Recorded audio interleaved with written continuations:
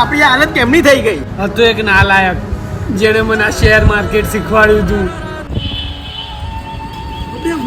નવી સાયકલ, નવું હેલ્મેટ, નવું જેકેટ તારા બાપાએ લાવડાવ્યું? જાત મહેનતે લીધું છે. શેર બજારમાં પૈસા ડબલ ટ્રિપલ ને ચોબલ થઈ ગયા. આ શેર બજાર શું હોય? જાદુ છે જાદુ. જાદુ?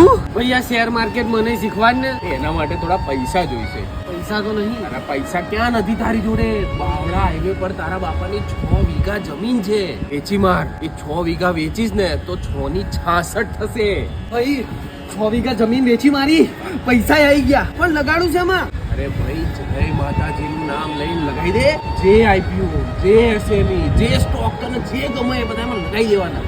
લાગશે ને? લાગશે તો લગાઈ દઉં. જય માતાજી. શેર બજારમાં કડાકો બોલી ગયો છે. રોકાણકારોના 9.5 લાખ કરોડ ડૂબી ચૂક્યા છે. सारी उम्र मैं जो कर जा बड़े